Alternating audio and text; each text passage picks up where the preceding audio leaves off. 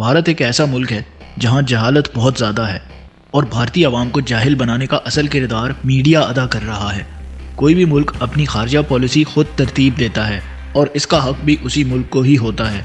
अब पाकिस्तान इसराइल को तस्लीम नहीं करना चाहता तो भारत को क्यों तकलीफ हो रही है? क्योंकि इसराइल की गोद में तो भारत बैठा है और भारत इसराइल का भी गुलाम है और उसी वजह से भारतीय मीडिया पाकिस्तान को धमकियां दे रहा है और धमकियों की हद यहाँ तक पहुँच गई है कि आज़ाद कश्मीर को भी बीच में घसीट लिया है। भारतीय मीडिया कहता है कि अगर पाकिस्तान ने इसराइल को तस्लीम ना किया तो भारतीय फौज के साथ इसराइली फौज मिलकर आज़ाद कश्मीर पर हमला करेगी।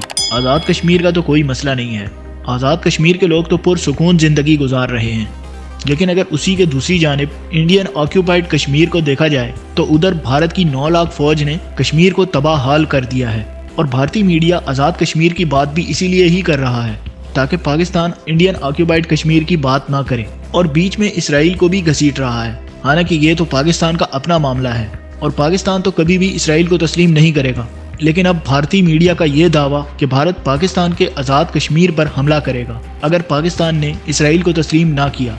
पाकिस्तान के तो पहले दिन से इसराइल के साथ कोई ताल्लुकात नहीं है, लेकिन अब ऐसा क्या हुआ कि भारत को इतनी मिर्चें लग रही हैं? हद यहाँ तक पहुँच गई कि कायदे आज़म के इस मौक़िफ़ को भी बुरा कहना शुरू कर दिया जो उन्होंने कहा था कि इसराइल को तस्लीम नहीं किया जा सकता जब तक फ़लस्तीनियों को उनका हक नहीं मिल जाता।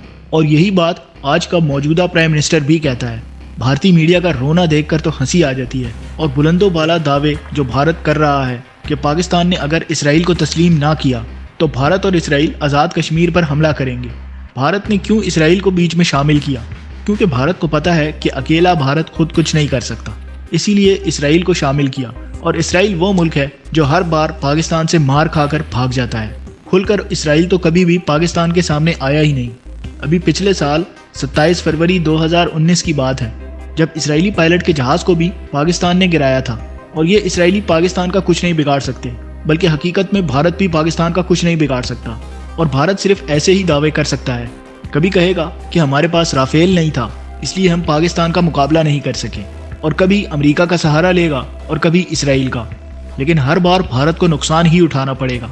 इस बार भी अब देखते हैं कि ये भारत का दावा कब तक पूरा होता है। वैसे पिछले 73 सालों से पाकिस्तान एक अलग रियासत है। उस वक्त से लेकर अब तक पाकिस्तान ने इसराइल से कोई सिफारती ताल्लुकात नहीं रखे, तो अब क्यों पाकिस्तान रखेगा? लेकिन ये मुतशद्दिद भारतीय ये हसरत लिए ही इस दुनिया से जाएंगे कि पाकिस्तान इसराइल को तस्लीम कर ले और आज़ाद कश्मीर भारत के हिस्से में आ जाए। इस हवाले से भारतीय मीडिया का ये रोना देखें, आपके सारे दिन की थकान दूर हो जाएगी। वीडियो में आगे बढ़ने से पहले इन्फो इनसाइट को सब्सक्राइब कर लें और साथ मौजूद बेल आइकन को भी दबा दें ताकि हर वीडियो की नोटिफिकेशन सबसे पहले आपको मिल सके। पाकिस्तान जैसा फटेहाल देश तो इजराइल का एक हमला झेलने का दम भी नहीं रखता। फिलिस्तीन के मुद्दे पर टांग अड़ाकर पाकिस्तान ने पीओके को भी खतरे में डाल दिया। इजराइल की एयर स्ट्राइक का खौफ पाकिस्तान में सुनाई देने लगा है।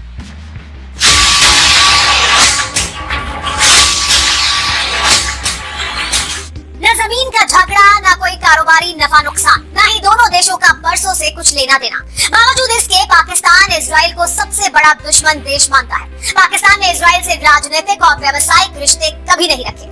किसी भी पाकिस्तानी को इजराइल जाने की इजाजत तक नहीं है। पाकिस्तानी पासपोर्ट पर साफ लिखा जाता है कि इजराइल को छोड़कर दुनिया के सभी देशों के लिए मान्य है। इन देशों की वजह सिर्फ मजहब है। इस्लामिक रिपब्लिक पाकिस्तान यहूदी देश इजराइल को मान्यता नहीं देता। पाकिस्तान हर मसले पर इजराइल का विरोध करता है। पाकिस्तानी कट्टर मौलाना इजराइल के खिलाफ धमकियां देते हैं। पाकिस्तान के बच्चे बच्चे के दिल में इजराइल के लिए जहर भरा जाता है। पाकिस्तान जैसे दुश्मनों से इजराइल कैसे निपटता है? क्या इजराइल पीओके का इलाज भी गाजा स्टाइल में कर सकता है? टेली सीरीज के इस एपिसोड में देखिए दुश्मनी, एनिमिटी टू बी डिस्ट्रॉयड।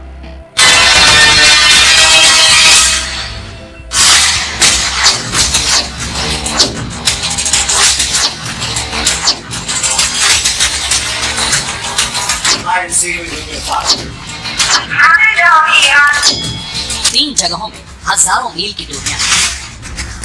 एक इलाका दक्षिण काकेशस की पहाड़ियों में बसा है, दूसरा फारस की खाड़ी के रेगिस्तान में, तो तीसरा हिमालय की गोद में। लेकिन धरती के अलग अलग छोर की इन तीन जगहों में एक समानता है। कट्टर मजहबी सोच के गुलाम तानाशाहों ने धरती के इन हिस्सों को लहूलुहान कर रखा है। लेकिन कब तक ये खून खराबा चलेगा?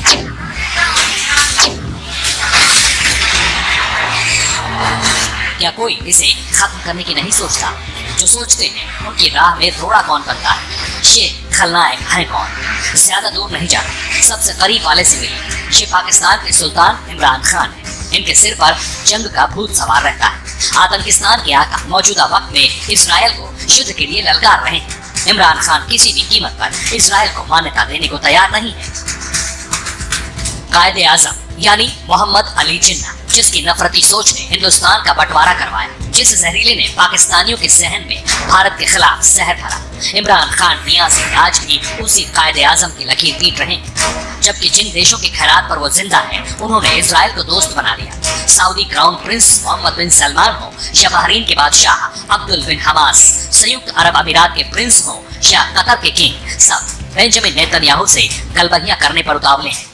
जॉर्डन और मिस्र भी इसराइल से दोस्ती बढ़ाने वाली कतार में है। इसराइल को मान्यता देने के लिए इन सभी देशों ने पाकिस्तान और तुर्की जैसों पर दबाव बना रखा है। हालांकि मिडिल ईस्ट के प्रेशर पर कठपुतली सुल्तान सरासर झूठ बोल जाते हैं। हमारा तुर्की से अच्छे ताल्लुकात हैं, हमारे ईरान से अच्छे ताल्लुकात हैं, सऊदी अरेबिया से हैं, यूएई से हैं।